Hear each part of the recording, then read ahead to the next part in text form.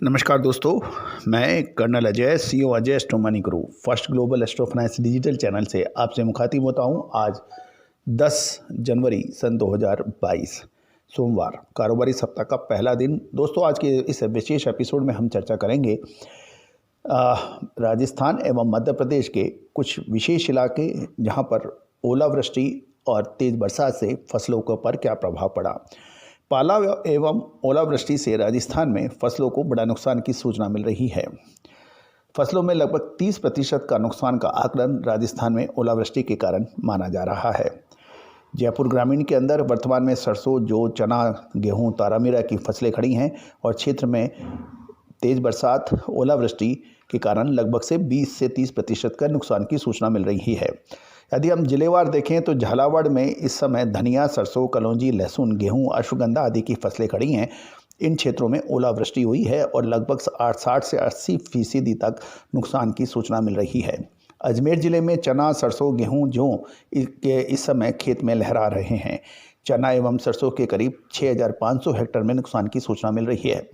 टोंक, सरसों, गेहूं, जौ, मसूर, चना आदि की फसलें खड़ी हैं। इसमें पाले से कोई ज़्यादा तो नुकसान नहीं है, किंतु ओलावृष्टि से करीब 30% से अधिक की फसलों को खराब की सूचना मिल रही है।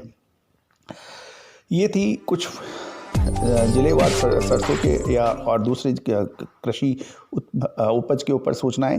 लेकिन कुछ इलाके ऐसे भी रहे जहां पे मौसम का फ़ायदा रहा। झुंझुनू जिले में मावट से रबी की फसल गेहूं, जौ, चना, सरसों, मेथी आदि फसलों में फ़ायदा हुआ है।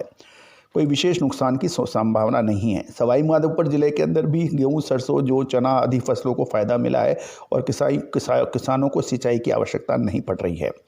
ओलावृष्टि से हालांकि कुछ नुकसान की सूचना है, लेकिन कुछ विशेष नुकसान सवाई माधोपुर जिले में नहीं हुआ है।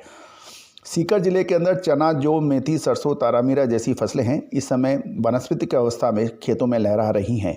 जिले में फिलहाल मावट से कोई खास नुकसान नहीं हुआ है। चना और सरसों की फसलों को सबसे ज़्यादा फायदा की सूचना भी मिल रही है।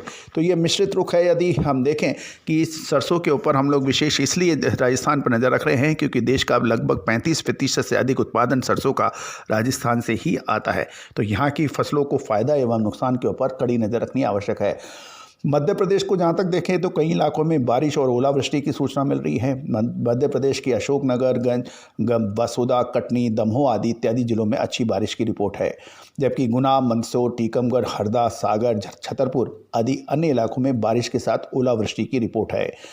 मसूर के फूल लगे हुए थे, इसलिए अधिक बारिश जहाँ हुई वहाँ नुकसान की खबर है और कुछ इलाकों में पहले से बोई गई चने की फसल को अधिक बारिश से ओलावृष्टि से खतरा बताया जा रहा है। इस साल मध्य प्रदेश में चना की बुआई 15 से 20% कमज़ोर है और प्रदेश में चना की बुआई का भी यही खबर है। धनिया की फसल को भी उत्पादन इलाकों में नुकसान की आशंका जाहिर की जा रही है।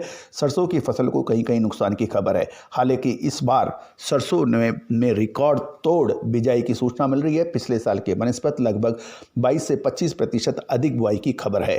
तो दोस्तों, अमरावती की तरफ भी हम देखें तो तुअर की क्वालिटी खराब और फसल में देरी की आशंका से अमरावती के कई इलाकों में बारिश और कुछ जगह ओलावृष्टि की रिपोर्ट है।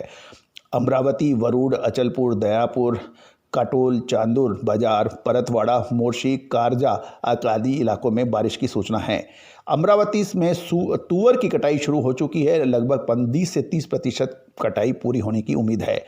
खेतों में काट कर रखी गई तुअर की क्वालिटी में बड़ा नुकसान हो सकता है। मॉइस्चर भी बढ़ेगा और जानकारों के अनुसार दाने लगभग पक चुके हैं। यील्ड तो उतना ही रहेगा, लेकिन क्वालिटी में चिंता रहेगी। खड़ी तुअर फसल में क्वालिटी को नुकसान हो सकता है और कटाई में 10 से 15 दिन की देरी की भी उम्मीद है। यदि मौसम विभाग की माने तो महाराष्ट्र के विदर्भ में 12 जनवरी तक मौसम खराब रहने की संभावना है। गौरतलब है कि ये सारी सूचनाएं हम आपको लगातार अपडेट कर रहे हैं और अग्रिम विश्लेषण और अनुमान भी आपको लगातार दे रहे हैं। याद रखिएगा, कृषि उपज के अंदर बुआई के साथ साथ सही समय पे बरसात और सही समय पे कटाई और मंडी तक जब तक फसल नहीं पहुंच जाती उसके अंदर तेज़ी और मंदी का विशेष आकलन और अनुमान लगाना सही नहीं होता है। और अक्सर यही होता है कि मार्केट विशेषज्ञ बिजाई के आधार के ऊपर फसलों की तेज़ी मंदी का अग्रिम अनुमान लगा लेते हैं और उसका नतीजा ये होता है कि वो अनुमान अक्सर गलत साबित होते हैं।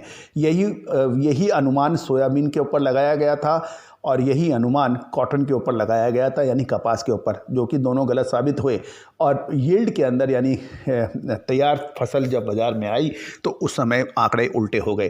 तो गौरतलब है कि दोस्तों अजय एस्ट्रो मनी गुरु हमेशा से ही आपको अग्रिम अनुमान और विश्लेषण देता है, और जो अक्सर सत्य साबित होता है।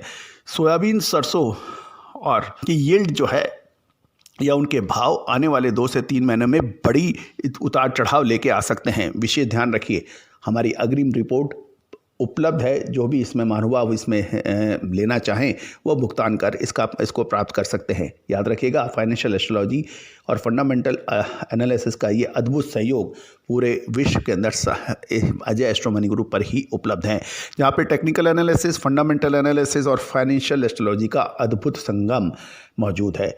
दोस्तों, शेयर बाजार पर, कमोडिटी बाजार पर, बुलियन मेटल के ऊपर हमारे विशेष एपिसोड उपलब्ध हैं, उन पर भी आप देखना ना भूलें। All the very best, good luck, happy trading.